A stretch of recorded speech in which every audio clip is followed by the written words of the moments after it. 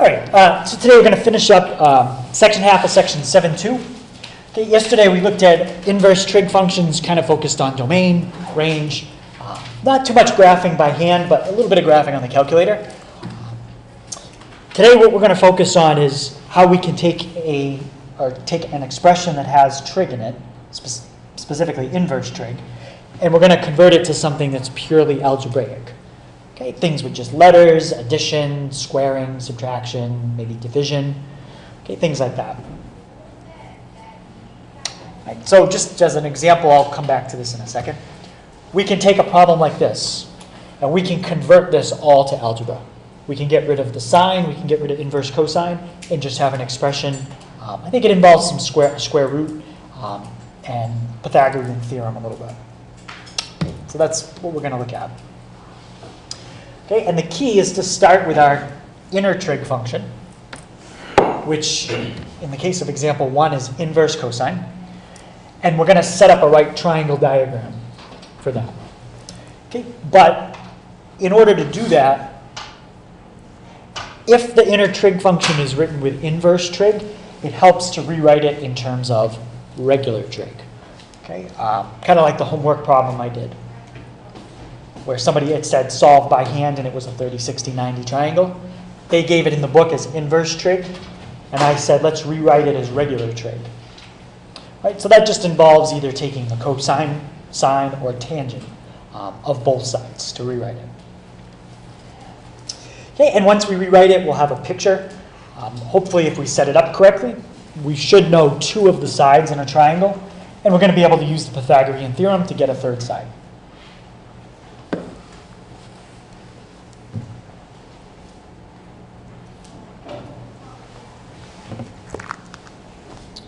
Okay, any questions on what we're going to try to do here? All right, so let's try example 1a. Okay, we've got sine of inverse cosine of v. Okay, so the first thing I'm going to do is I'm going to start with the inner trig function, and I'm going to try to rewrite it with regular trig, so I can set up a right triangle diagram. All right, so all right, inverse cosine of v, just that middle part. And what kind of number do you get anytime you use inverse cosine? It represents, what is your answer to any inverse trig function represent? It's an angle. Okay, inverse trig always gives you an angle for the answer. All right, so now some people might be able to think about it this way, but I think it's easier to think about if you get v by itself and think about it in terms of regular trig. So what could I do here to get rid of inverse cosine, and it'll get v by itself? Yeah? Take cosine? Yeah, just take the cosine of what's on the left, do it on the right, and I get v equals cosine theta. Now we're going to set up a diagram to visualize that. I'm going to draw a right triangle. And I have to label 2 of the sides so that when I take the cosine of that angle, it comes out to v. Okay, first thing I need to know is what 2 sides does cosine use in terms of opposite, adjacent, and hypotenuse. Adjacent and hypotenuse. So does anybody see what I could label the adjacent as and what I could label the hypotenuse as? So when I divide them, the answer is v. There's infinitely many answers, but we try to pick the simplest one we can. Think of somehow a fraction you could set up so when you divide it, the answer comes out to v.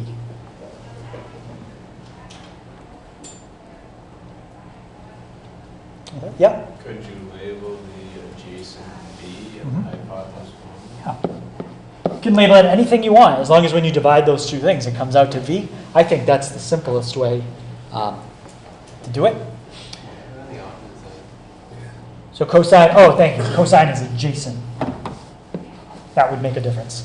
Adjacent over hypotenuse. Okay, any questions on that? And now, this third side I can call A, but in a second I'll have A figured out. Heaven, how can I get the third side of a triangle, a right triangle, when I already know two of the sides? A squared minus B squared minus C squared. Yeah, do you remember what the name of that is? Perfect. So we're going to use the Pythagorean Theorem, and then we're going to solve for A. Okay, so let's plug it in just the way she said. A squared plus V squared equals 1 squared. Okay, so A squared, I'm going to bring the V squared to the other side. So what is A, Andrew, what does A equal? A equals, sorry,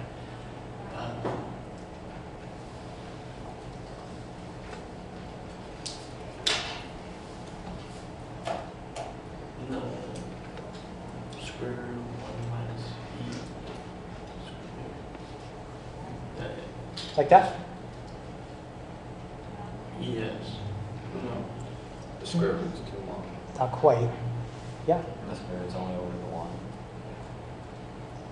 No, the square root is correct. Oh, yeah, you can't take the square root of terms. So it just, Like you can't, like if you had this, like if I just did nice numbers, this is definitely not this. That's not a rule in math.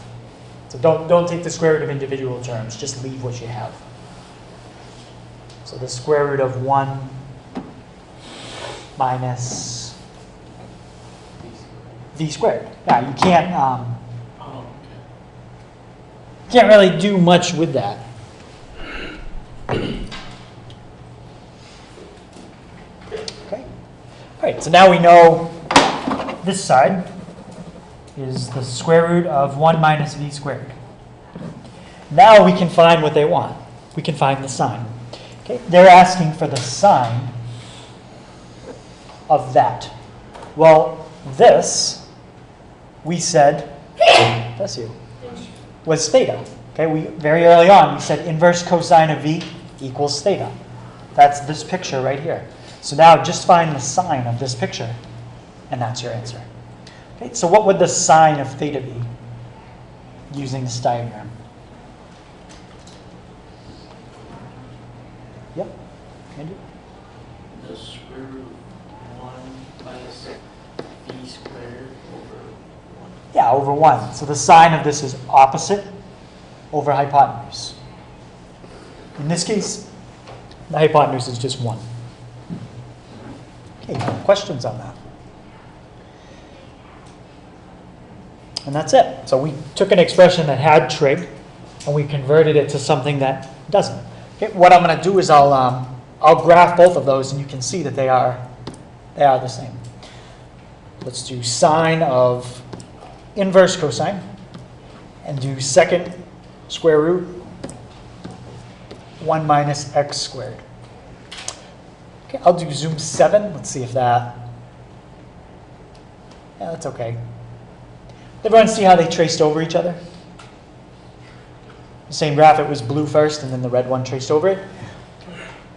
That doesn't prove they're the same. Okay, a picture you can never use as a proof. The algebra is what proves. That expression on the right in blue equals the one on the left in black. And that's it. That's all we're going to do. Any question on that one? All right, let's try this one.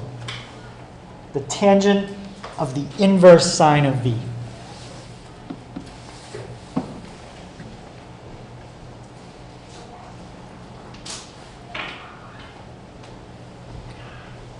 It really doesn't matter what trig function is on the outside and what's on the inside. If you have a regular trig function on the outside and inverse on the inside, you always do it the same way, every time.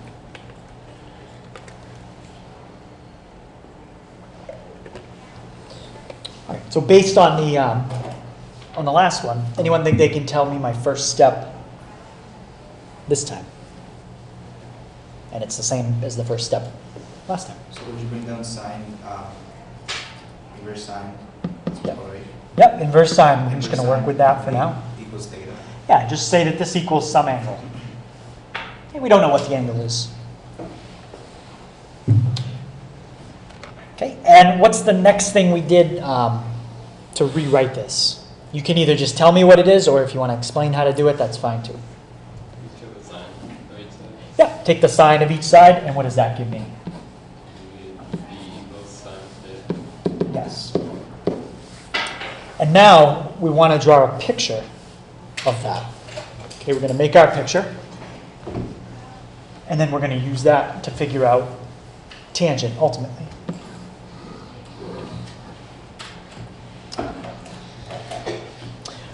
All right, so we're working with sine.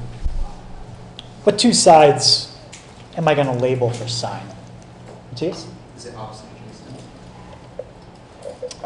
That's going to be actually for tangent. We're going to look at opposite and adjacent. DJ? Opposite and hypotenuse. Opposite and hypotenuse. Okay, so we need to label these two sides somehow so that when you divide opposite by hypotenuse, the answer is V. I would do it very similar to how we did it last time. Okay, so anyone think they can tell me what to label opposite and then what to use for hypotenuse? Yep. Is the opposite B and hypotenuse 1? Yeah. It's pretty much the same diagram we had last time. So I really don't even need to go through all the Pythagorean theorem again. Is there any question if I just write this side as how you would get that?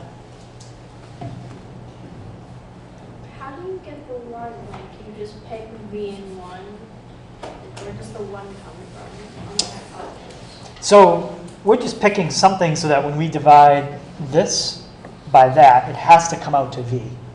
And then 1's just the easiest number? 1's an easy number. I mean, you could do this if you want. You could do 2V and 2. That would work. It's just, it's going to make everything a little bigger, but it would be correct, because then when you take 2V divided by 2, the answer is just V. But if you can, try to stick with using 1, just because it's smaller. Okay, any other questions on that? All right, so now the last step is to write down the tangent of theta, or in other words, the tangent of the inverse sine of V. Okay, Graham, what's opposite here?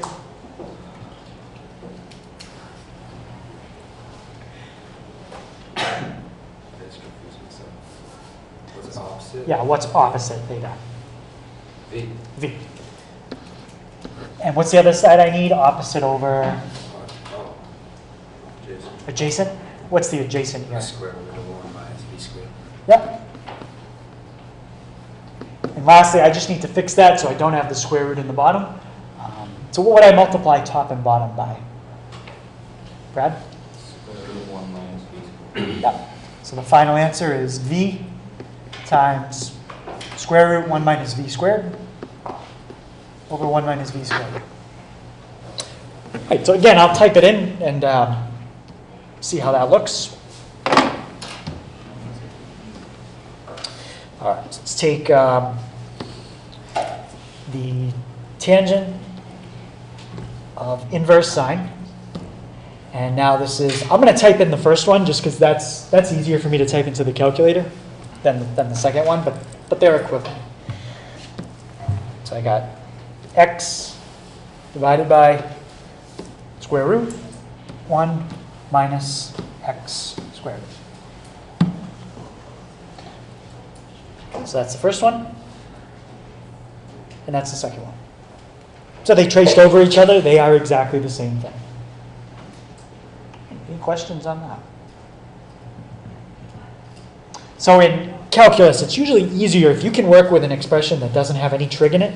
We can just say, you know what, all of this is just the same as that. Working with something that has square roots and division is easier than trig. So sometimes we can take trig and get rid of it. Sometimes that's not quite so easy. Okay, but these ones, it's pretty easy to get rid of it. All right, and let's see. Any questions on how you would do that one? Anyone think, do we need to go through this one? pretty much the same. Okay, regular trig on the outside, inverse on the inside. It's exactly the same as 1a and 1b. All right, this one is a little different because now the inverse is on the outside, regular tangents on the inside. Okay, this requires a couple things. One, it requires knowing your special right triangles. Okay, we're going to use that. We're also going to use the graph of sine, okay, at the very end. Right, so the first thing I'm going to do is I'm going to start with what's inside here. Okay, tangent 3 pi over 4. I'm going to try to figure this out. Okay, what number is tangent 3 pi over 4? First thing, if you're not sure what 3 pi over 4 is, maybe change that to degrees. It's not necessary, but if you're not familiar, we can do that. What is 3 pi over 4? Yep. Is it 135? 135. All right, so what kind of special right triangle do you think this is going to involve? The 30, 60, 90 or 45, 45, 90? Yeah, this angle is not a multiple of 30. Okay, it's a multiple of 45, so it's probably going to have something to do with that. This is 0. That's 90. That's 180. Where does 135 fall? Try to be as specific as you can. More specific than just a quadrant number, if you can. Yep. Would it be like a diagonal? Where though? Exactly in the second quadrant. Yeah, it's going to be in the second quadrant, exactly right between 90 and 135. Okay, so there's your angle right here. That's 135. Now what I'm going to do is draw my reference triangle. Okay, my reference triangle is in quadrant 2. That's my reference angle right there. And now my question is, how big is that angle?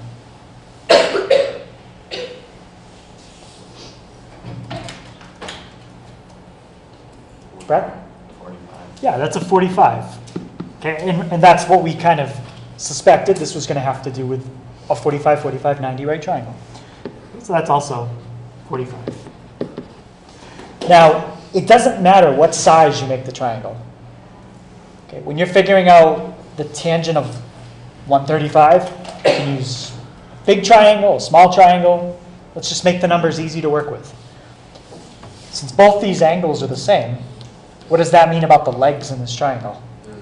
They're the same. So let's just pick two numbers that are easy to work with, and then use the Pythagorean Theorem to find the hypotenuse. What would be good numbers for the legs? Sure. 1, 1, and that makes the hypotenuse. Square root of 2. Okay. Now, this 1 and 1 is fine. Just remember, when we take the tangent, we have to take into account the direction. Okay. So we went left and up. Okay, so keep that in mind. Let's find the tangent of 3 pi over 4.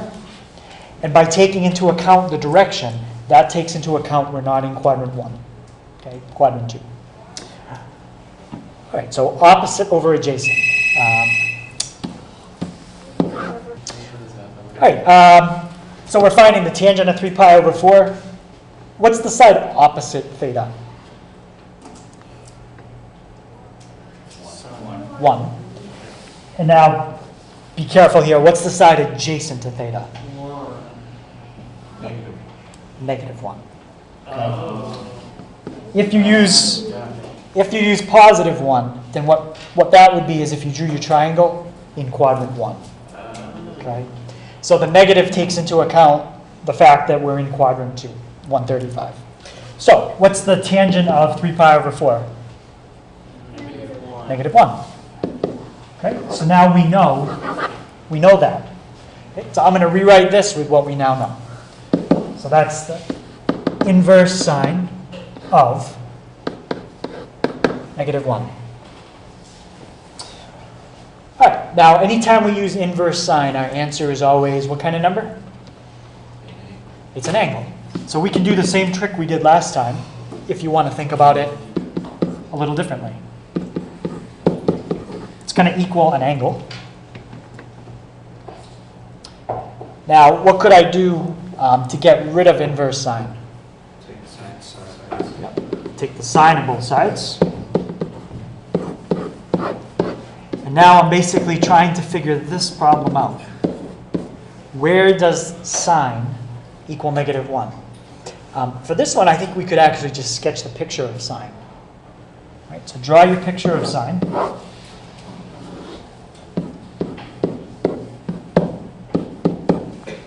And I want to know, where does this picture hit -1? Pi over 2. Right? Pi over 2 would be +1. 3 pi over 2. And that's the answer. It's 270 degrees, or 3 pi over 2 radians. Okay, so not too bad without a calculator, but you do need to know your special right triangles. And I use the graph of sine this time to help me out. Okay, I couldn't do this problem with a graph unless it was equal to 1, -1, or 0. Those are the only ones you can tell easily. Okay, so any questions on how we did that? Starting with the inside function and then working towards the outside. You're not going to have too many like that one. But. All right. Okay, this one is more similar to the first type we did. Regular on the outside, inverse on the inside. Okay, what's actually easier about this one is you don't have a variable, you actually have a number we can use now. So it's going to make everything numeric. We're not going to have variables.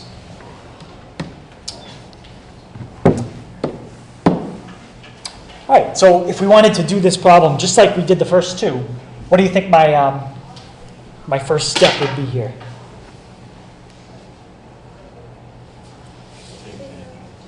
Yeah, we're going to work with the inverse tangent.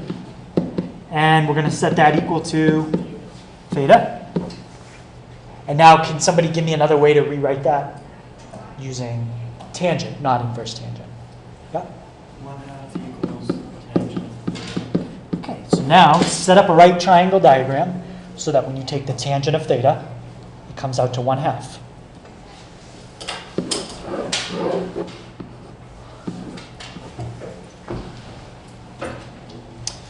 Okay, what two sides am I going to use for tangent?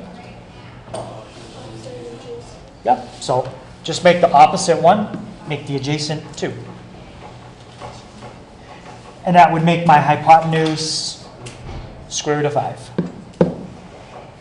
Now they want the cosine of theta, or in other words, the cosine of inverse tangent of 1/2. So what's the cosine of theta here? 2 square root 5 over 5. Okay, so it would be 2 over the square root of 5, but then you've got to fix it. Okay, so just like the first type, except now you have all numbers, no variables. Any questions on that? Okay, and this is the kind of thing, if you type this into a calculator, it's going to give you, like my graphing calculator is going to give me a decimal. On the test, I'm going to be looking for the exact answer. Okay, so you have to know how to do this. Is there a way to get a calculator to push through to an exact answer? Oh yeah, I'm sure there's some calculators you could either program or buy them that way. This graphing calculator, I don't think without any extra apps or stuff on it, I don't think does. How did you get the -5? How'd we get the... I mean the square root of 5. So if you just use your Pythagorean Theorem, 2 squared is 4, 1 squared is 5, 4 plus 1 gives me my 5. Yeah. Okay, any other questions on that? Okay. Does anyone need to see another one? Like, this is just like example B we just did. Can we do one? Do that one? Yeah. Yep, it's not long, it's a quick one again. So start with the inside. Set it equal to an angle. Somebody rewrite that for me. 1/2 equals sine theta. 1/2 equals sine theta. What two sides am I using here? Sine Jason. opposite of Opposite over hypotenuse. And now if you use the Pythagorean theorem, does this come out the same as the last one? Yeah. Yeah, so this one is also square root 3. Just use your Pythagorean theorem. And now, what's, yep, this is a special right triangle. What's the cosine of this? Why don't you square root 5? This? square root. All right, so now finding the cosine of this picture. What's the cosine of theta? Square root 3. Yep, square root of 3 over 2. Okay, so notice we didn't even have to find the inverse sine of a half. Okay, maybe you know what that is. It is something special, but we didn't even have to find it. We kind of just used it to draw our picture. Never even found what this inside one was. Just really used it to find the outside. Okay. Does anybody know what the inverse sine of a half actually is? 2. What is it? 30 degrees. It's 30 degrees. Again, they didn't ask for that here. But there's no reason to find 30 degrees. You don't need to. All right, so the last part we're going to look at is solving trig equations. Okay, we've done stuff similar to this before. Just keep in mind the idea is that if you find one solution, there's infinitely many, and they reoccur every period. So as a reminder, what's the period of sine, cosine, secant, and cosecant? What's the normal period for sine, cosine, secant, and 0 cosecant? to 2 pi. 0 pi? Like, no, 0 to 2 pi. Yeah, 0 to 2 pi is the window, so it's a length of 2 pi. Or in degrees, 360.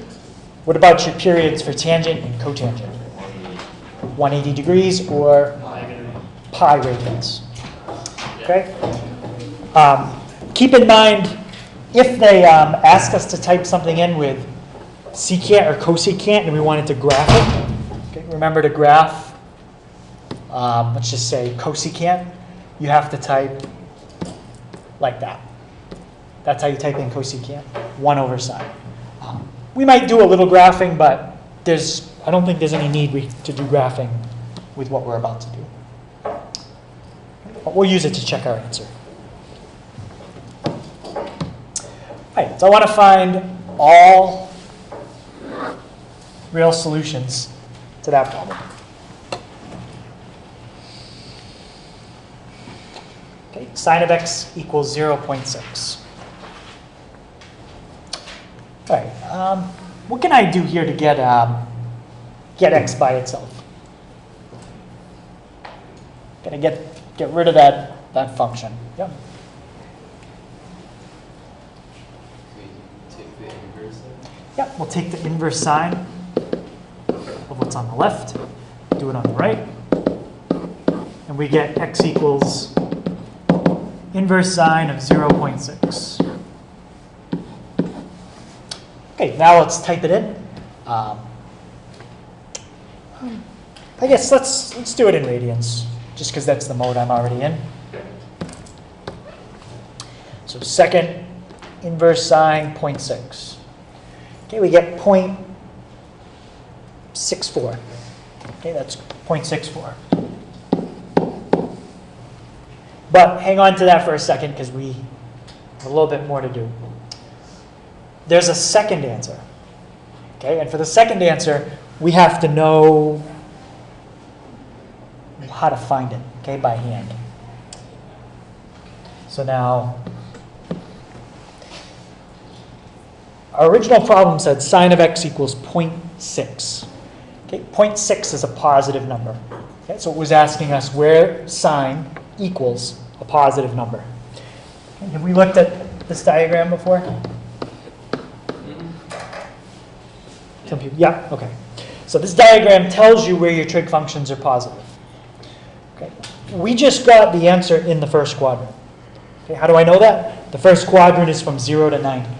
That's 0 to 1.57 in radians. That number is between 0 and 1.57. What's the other quadrant where my answer is going to be positive? Quadrant 2. Quadrant 2. So think of this as your reference angle. Okay, that's what it is. Now I need to find an answer in quadrant 2. Does anybody remember what you do with your reference angle to get an answer in quadrant 2? It's similar to quadrant 3, but it's changing the operation. Yep. Doesn't it you take 3.14 and subtract 1? Yeah, it's pi minus your reference angle. Okay, or if you remember it in degrees, quadrant 2 is 180 minus the reference. Quadrant 3 is 180 plus. Quadrant 4 is 360 minus.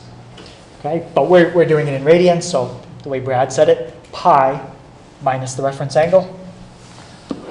So, actually, no, let's just do pi minus. So our other answer should be, let's see, book had, all right, the book, yeah, 2.50. That looks good.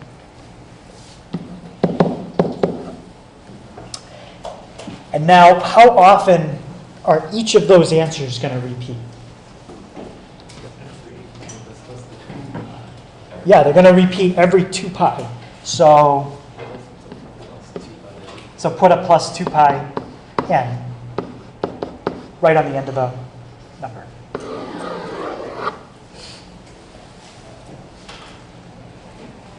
Okay, and one thing I like to check, I just like to see if these are really repeats of each other. Let's just add, let's pretend n is 1 in that top one.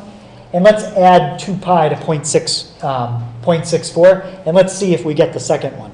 If we do, then these are repeats. Okay? If we don't, then those are both distinct, and we need them both. So if we take 2 pi, let's just round it off. That's about 6.28 plus 0.64. Is that number what we got for the second one? No, then these are 2 unique answers occurring separately. Okay? You're never going to get an answer in the top one that repeats in the bottom one. They're separate. Okay, and if you were to graph this between 0 and 2 pi, you put in a horizontal line at 0.6, those are the 2 spots it would hit. Okay? But we don't need any graph to do it. We just need this diagram, and you need to know what to do in each quadrant. Pi minus your reference, pi plus, or 2 pi minus. Okay, so any questions on those 2 answers? Okay, I don't think it's not too hard, but it is a lot of things to remember. Right, let's try this one. Okay, cotangent x equals 2.5. Now, if we started this problem just like we did the last one, any suggestions what you think I would do to both sides? Inverse what? Take the tangent. Well, how did we do it last time? Well, you took the inverse sine. We took the inverse sine to cancel it out. What would you do here? Take the inverse cosine or sine. No, not inverse. There's no sine or cosine here. Oh, 10. Nope, no tangent there. Isolate x. Inverse what? Isolate x. Yeah. Yes, so what trig function would isolate x? Inverse cotangent, right? Inverse cotangent would cancel cotangent. Yeah, why was it so hard? I don't know. No, that's, Now, what's the problem with inverse cotangent? that's what. Is that One what? over tangent. Yeah, there's no button for it. All right? So I'd rather not think about this problem in terms of cotangent. Yeah. Okay? How could we think about it as a different trig function, but we use a lot with cotangent? We could just put it over tangent. Yeah, we can think of it as if you flip it, it becomes tangent. So let's flip what's on the left side. Okay? What do you get if you flip cotangent? Tangent. And now if you flip what's on the left, you have to flip what's on the right. Now we can do this problem thinking about it as tangent rather than cotangent. We just flipped each side. Now, okay, the big question, how do we get rid of tangent? Inverse tangent. Inverse, just use inverse tangent. Okay, and that we have a button for.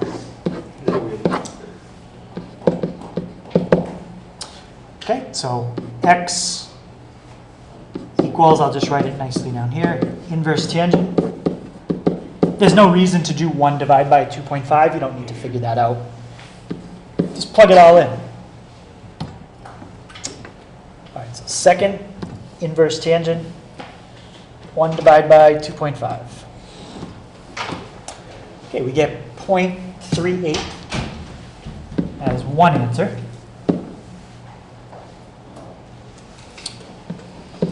And we'll come back to that. Now, think about the diagram. Okay, it was asking where tangent equals, what kind of number is 1 divided by 2.5? It's positive. Which quadrant is 0.38 in?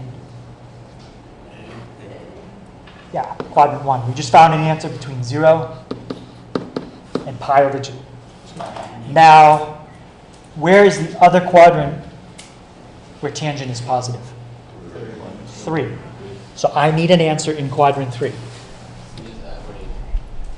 If we were doing in degrees, we'd add 180 to it.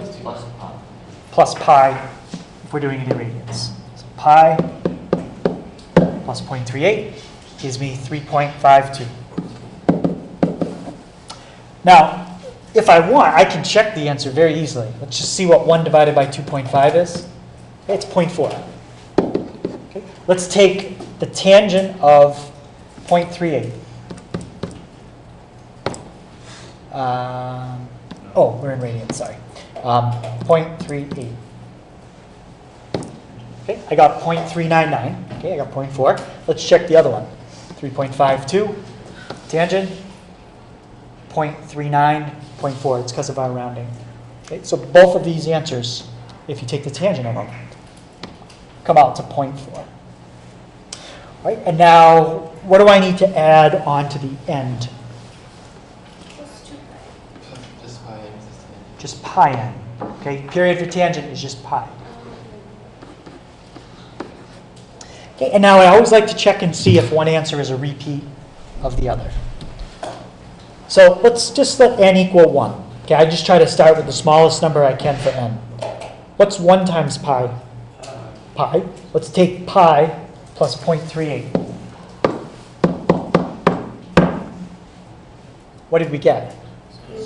We got the other answer. So what that means is this answer and this answer are the same thing. Okay? It's like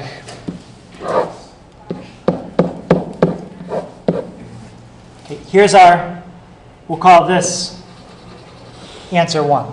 Okay, the answer repeats every period. So let's say there's another answer here, here, here, here, and it goes in each direction. Okay, we keep getting that answer repeating every period. Well, this answer, the second answer, is it's the first repeat of the first answer. Okay, does that make sense? If you let n equal 1, it's your first answer you would get.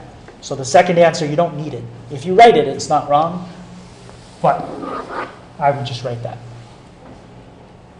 Okay. Okay, that was not true in the first one. The first one, these are two distinct answers. Okay. If you do these answers out and you do these out, you're going to have two different lists. If you do both of these out, your two lists are going to be identical.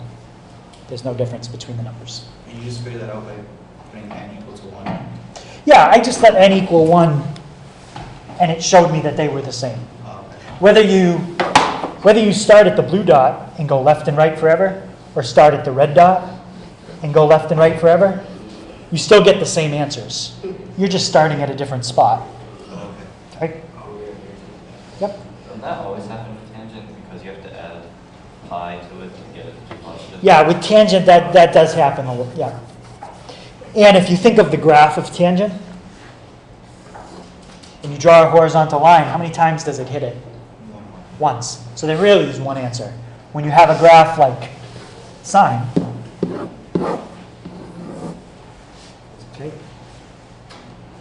It hits it twice. That's why you get the 2. Same thing would happen with cotangent. Cotangent goes the other way. You just have a horizontal line hitting it once. It's a good point. Keep that in mind for tangent and cotangent. Okay, any questions on that one?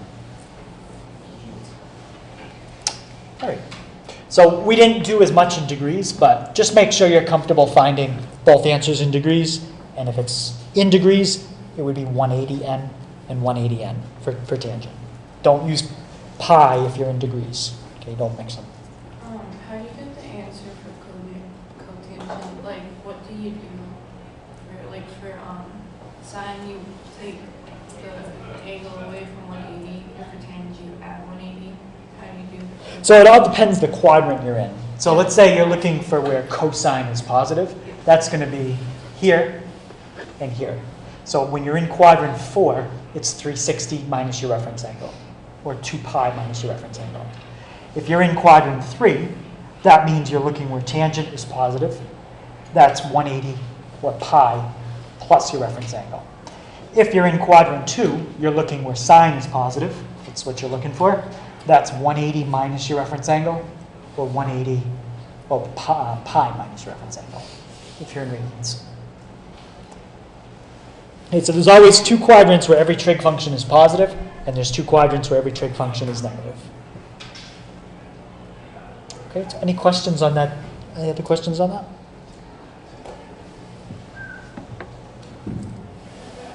All right, so I think that's a good stopping point for 7-2. Again, I don't expect to have this much time tomorrow and Thursday, but I'll give you the last 20 minutes to work on the homework, which is on 394. It's 37, 38, 41, 42, and 44 through 53.